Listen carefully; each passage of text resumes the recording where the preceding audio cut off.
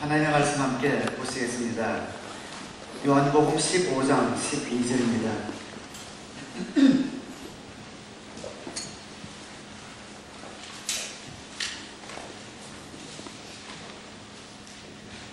요한복음 15장 12절로 17절까지 제가 공독해 올립니다.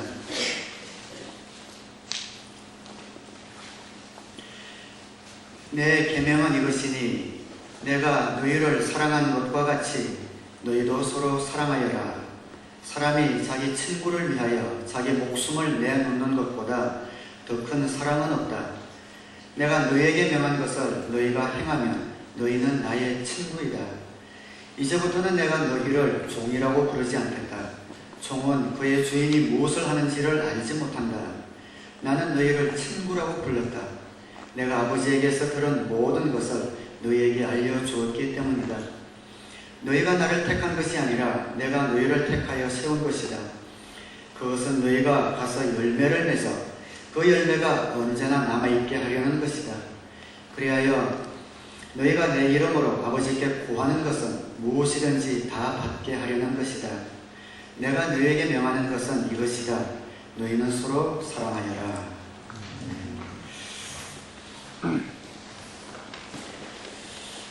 오늘 본문 말씀 길진 않지만 두 번에 나누어서 말씀을 드리려고 합니다. 그래서 오늘 중간 9절까지 말씀을 드리고 다음 주에 연이어서 말씀을 드리도록 하겠습니다. 사랑하면서 산다, 이런 말처럼 우리가 살아가면서 우리에게 부원함을 주는 말인 동시에 또 부담감을 주는 말이 없습니다. 왜냐하면 우리는 남을 사랑할 수 있는 그런 능력이 결여되어 있기 때문에 그렇습니다. 그래서 예수님이 네 이웃을 네 몸과 같이 사랑하라 라는 말이 한편으로는 푸근하기도 하지만 또 다른 한편으로는 당혹감을 느끼는 이유가 거기에 있다고 생각합니다. 도대체 얼마만큼 또 어떻게 또 어디까지 사랑해야만 내 몸처럼 사랑하는 것인가? 여기에 대한 대답을 예수님께서는 오늘 읽어드린 본문을 통해서 분명하게 말씀해 주고 있습니다. 12절에 내 계명은 이것이다. 내가 너희를 사랑한 것과 같이 너희도 서로 사랑하여라. 우리들이 이웃을 사랑하는 것이 뭔가 하는 그런 방법의 문제를 예수님께서는 내가 너를 사랑한 것 같이 라는 이 한마디에 모두 함축하고 계십니다. 아마 예수님으로부터 이 말씀을 들은 제자들은 어떻게 사랑해야 되고 어디까지 사랑해야 되는가에 대한 그 예수님의 말씀, 내가 너희를 사랑한 것 같이 너희도 사랑하라 라는 말씀을 들었을 때, 이렇게 하는 것이 사랑하는 것이구나, 이렇게 하는 것이 이웃을 사랑하는 것이구나 하고 분명한 그림이 그려졌을 겁니다. 왜냐하면 예수님의 제자들은 예수님과 3년을 함께 먹고 자고 생활을 하고 사역을 했기 때문에 자기네들을 향한 예수님의 사랑하는 모습, 섬기는 모습을 보았고 체험했기 때문에 내가 너희를 이렇게 사랑한 것 같이 너희도 사랑하라, 그것이 이웃을 사랑하는 것이다 라고 말씀하셨을 때 이런 것이겠구나 하고 즉시 감이 잡혔다고 생각합니다. 21세기에 사는 우리들은 이 제자들처럼 한꺼번에 분명해지지는 않습니다. 그러나 우리가 성경을 가만히 읽어보면 예수님께서 제자를 사랑하신 것 같이 우리가 서로 사랑하라는 것이 이것이겠구나 라는 그런 감은 잡을 수가 있습니다. 예수님이 제자를 사랑한 것처럼 사랑한다는 것이 뭔가, 내가 너희를 사랑한 것을 제자들을 향해서 말씀하셨잖아요. 내가 이렇게 너희를 사랑하는 것처럼 너희도 서로 사랑하라 했을 때, 성경을 읽어볼 때 예수님이 제자들을 사랑하셨던 그 사랑이 무엇인지 우리가 알 수가 있습니다. 그것은 사랑할 수 없는 사람을 사랑했다는 것입니다. 우리 주위에 보면 저절로 정이 가고 또 마음이 가고 또 사랑이 가는 그런 사람들이 있지요. 성격도 좋고 공손하고 또 사람이 겸손하기도 하고 또 아는 것이 많음에도 불구하고 아는 체 하지도 않고 남 생각할 줄도 알고 머리도 좋고 유머 감각도 있고 이런 사람을 만나면 우리는 저절로 정이 갑니다. 저절로 사랑이 갑니다. 그런데 이런 사람을 사랑하는 것은 예수님이 보시기에는 별것 아니라는 겁니다. 예수님의 표현을 빌자면 이런 사람을 사랑하는 것은 바리새인도 할 수 있다 라고 말씀하시는 거죠. 사랑받을 만한 가치가 있고 사랑받을 만한 자질을 갖고 있는 사람을 사랑하는 것은 누구든지 바리새인도 그렇게 할 수 있다. 그러나 내가 너희들에게 명하는 것은 내가 너희를 사랑하는 것 같이 너희도 서로 사랑하여라. 사랑할 수 없는 사람을 사랑하라는 그런 예수님의 명령입니다. 여기에서 너희는 물론 제자들을 말하고 있습니다. 여러분은 예수님의 제자들에 대하여 어떤 생각을 갖고 계신지 모르겠지만 성경을 가만히 읽다 보면 예수님의 제자들이 그렇게 확 사랑해가고 확 정해가는 그런 사람들은 못 되는 것 같습니다. 예수님이 돌아가시기 불과 며칠 전만 해도 제자 중에 어떤 사람은 예수님께 와서 예수님이 임금이 되면 하나는 좌정성에 하나는 우정성에 좀 앉혀주십시오 하고 자리 청탁을 하던 야심만만한 사람들이었습니다.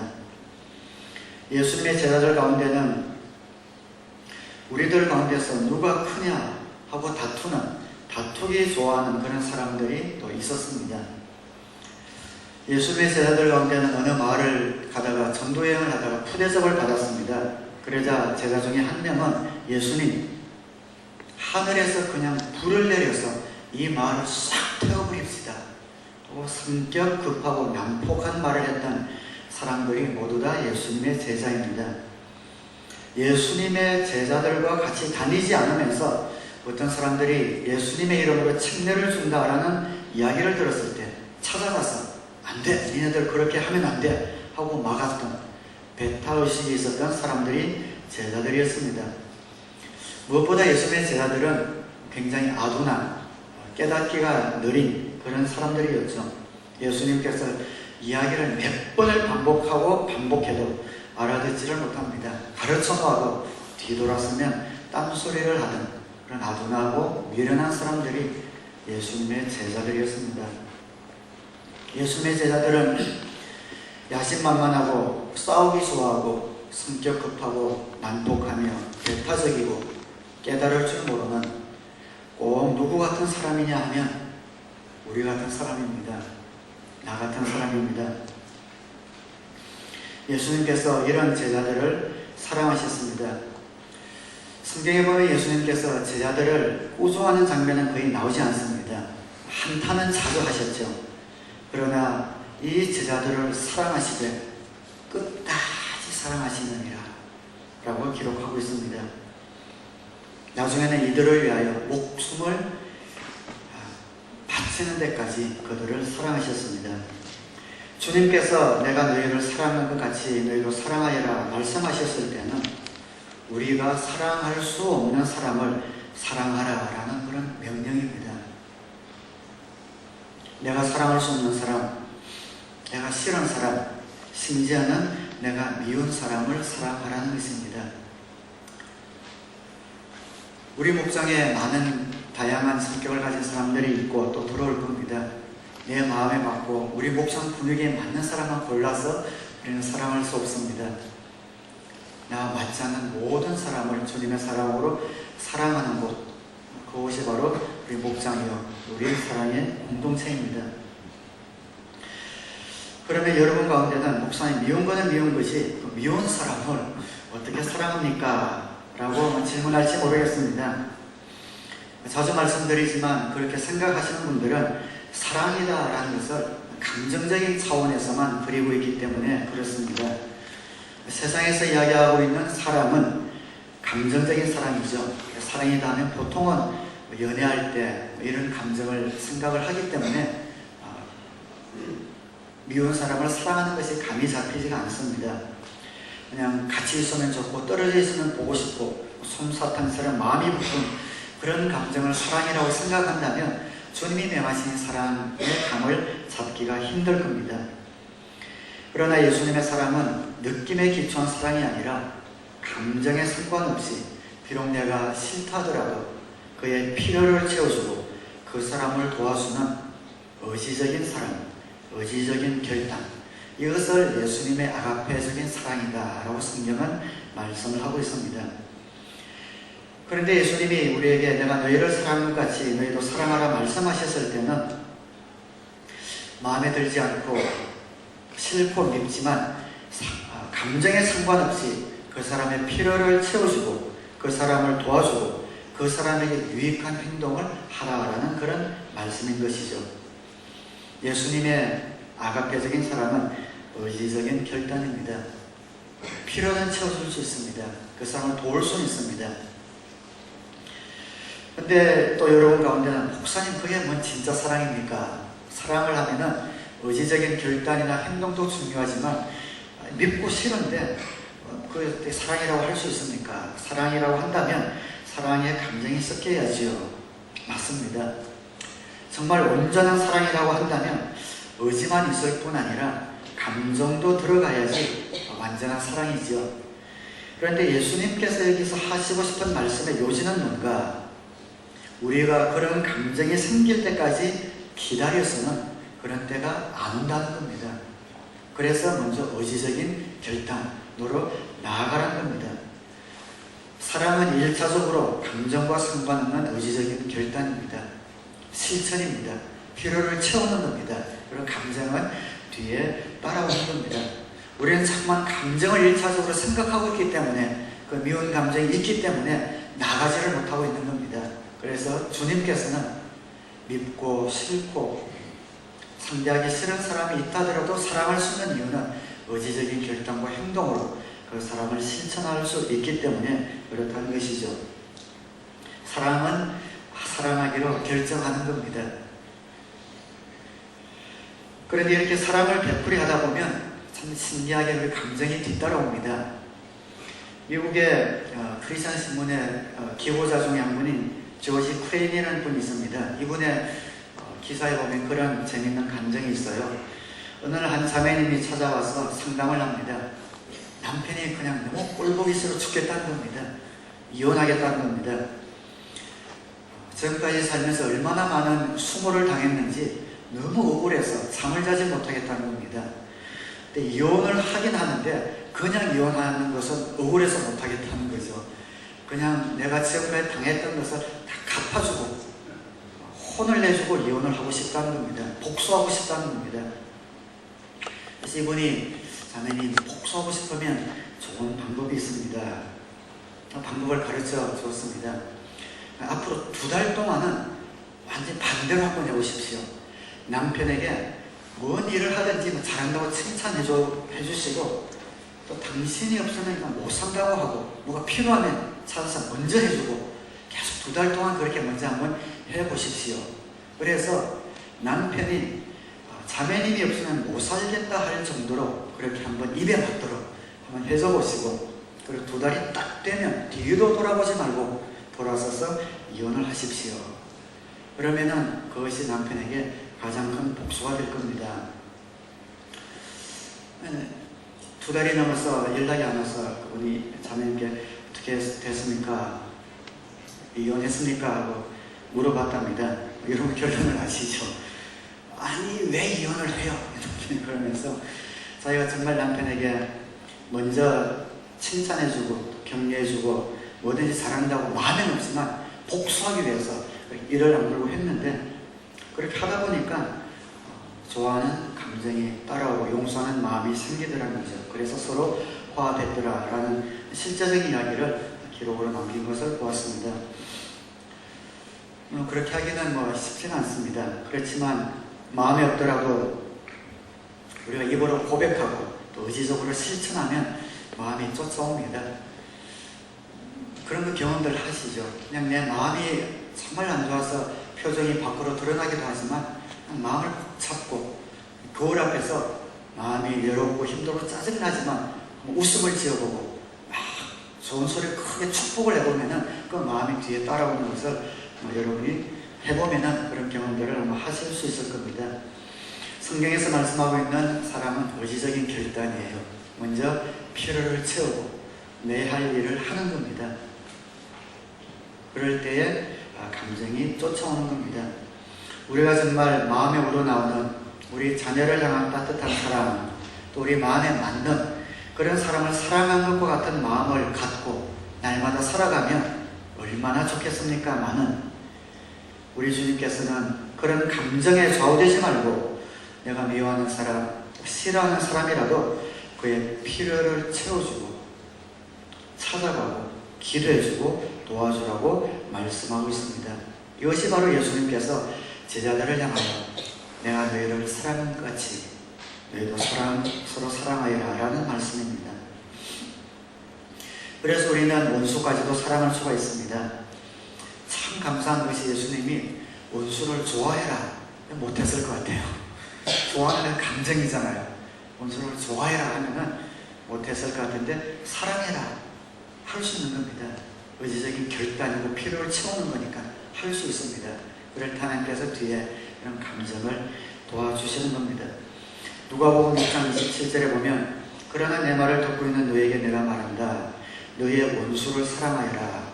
너희를 미워하는 사람들에게 잘해주고 실천이죠. 너희를 저주하는 사람들을 축복하고 너희를 모욕하는 사람들을 위하여 기도하여라. 그렇게 하기로 결단하는 겁니다. 로마서 12장 20절에 사도 바울은 내 원수가 줄이거든 먹을 것을 주고 그가 목말라 하거든 마실 것을 주어라. 좋아하라는 것 아닙니다. 필요를 채우라는 겁니다. 우리 그리스도의 사랑은 감정이 아니고 결단입니다. 우리 주위에 있는 싫은 사람, 미운 사람, 나와 맞지 않는 사람을 주님의 사랑으로 사랑하시는 올 한 해가 되시기를 주님의 이름으로 축원합니다. 근데 여러분 이렇게 복수심으로 우리 말과 행동을 되풀이해야 한다면 문제가 있는 것이죠. 우리가 그 지경까지 가지 아니하고 미워한 사람, 안 맞는 사람, 싫어하는 사람을 사랑하는 방법이 있긴 있습니다. 예수님께서 그 힌트를 15장 9절에서 주고 계세요. 앞에 파워포인트 넣었는데 본문의 15장 9절에 보면 아버지께서 나를 사랑하신 것과 같이 나도 너희를 사랑하였다. 너희는 내 사랑 안에 머물러 있으라. 아버지께서 나를 사랑한 것 같이 나도 너희를 사랑하였다.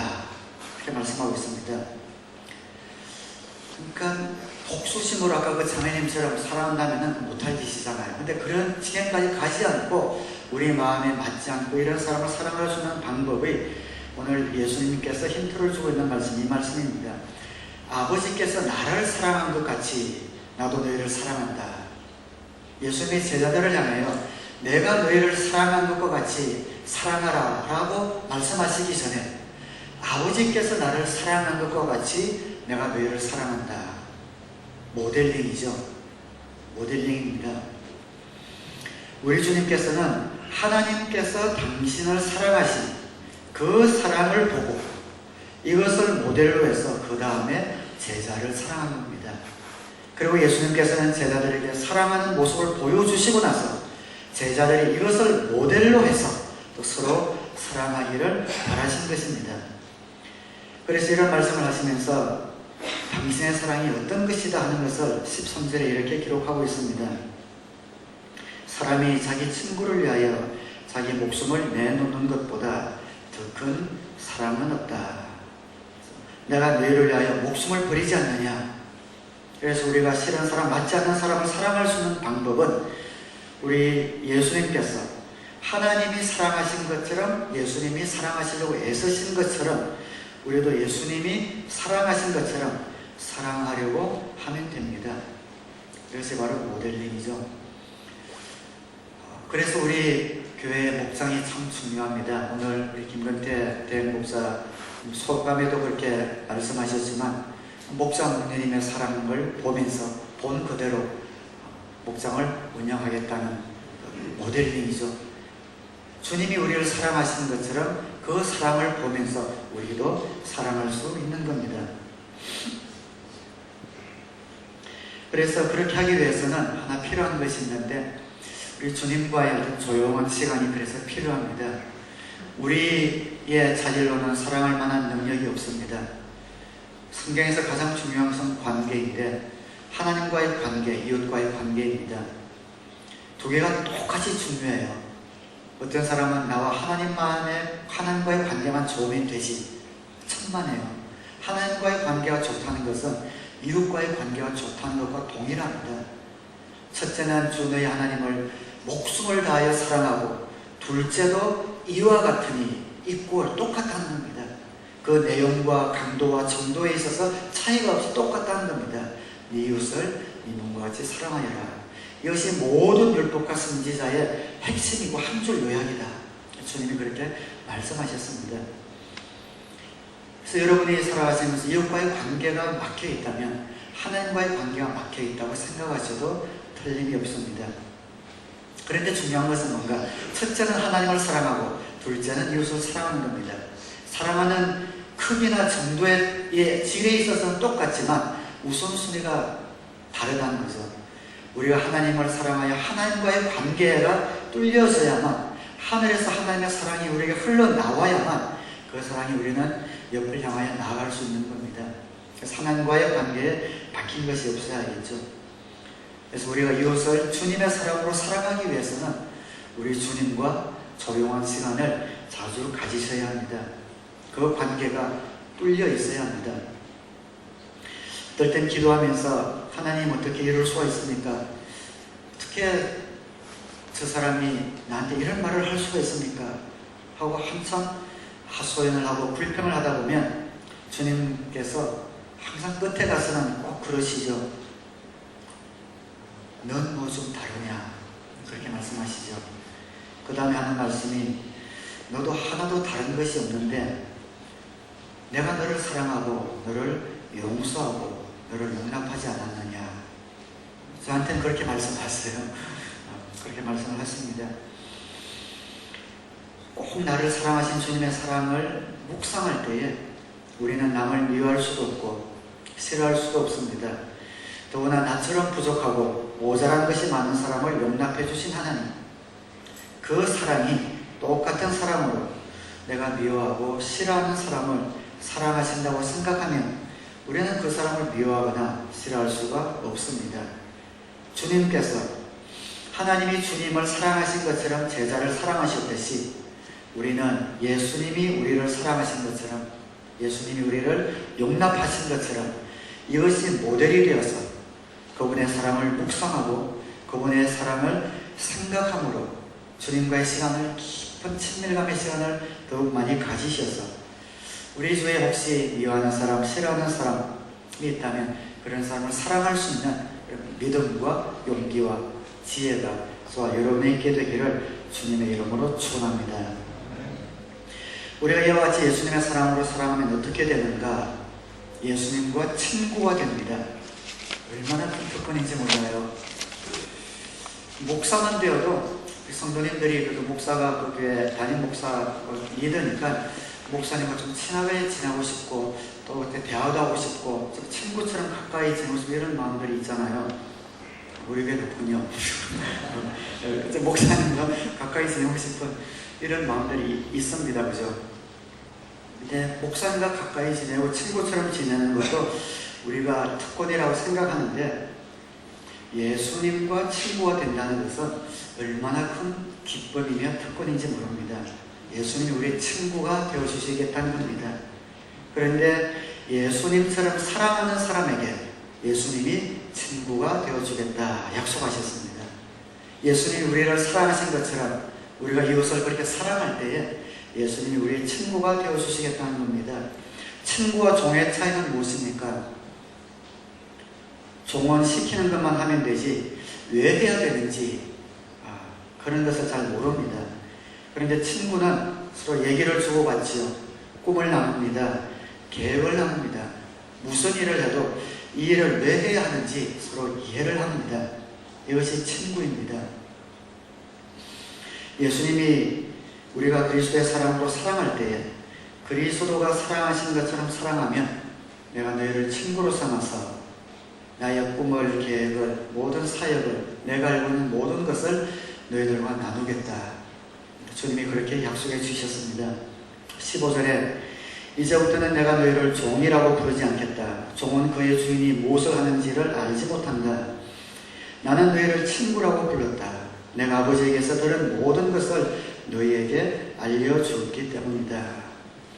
여러분, 하나님의 음성을 듣기 위해서 기도하는 분들 많이 계시죠.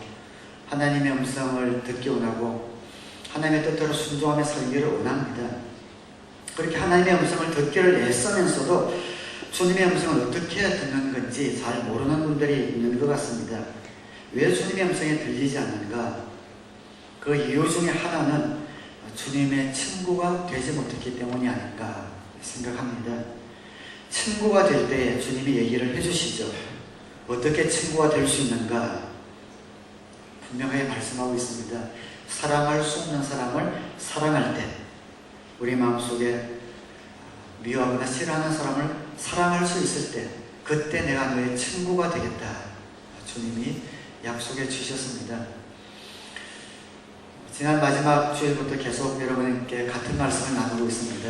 그래서 사랑하는 것, 용서하는 것, 용납하는 것, 그리고 용서를 구하는 것은 우리 신앙생활에서 가장 중요하다고 생각할 만큼 중요하기 때문에 말씀을 드리는 겁니다.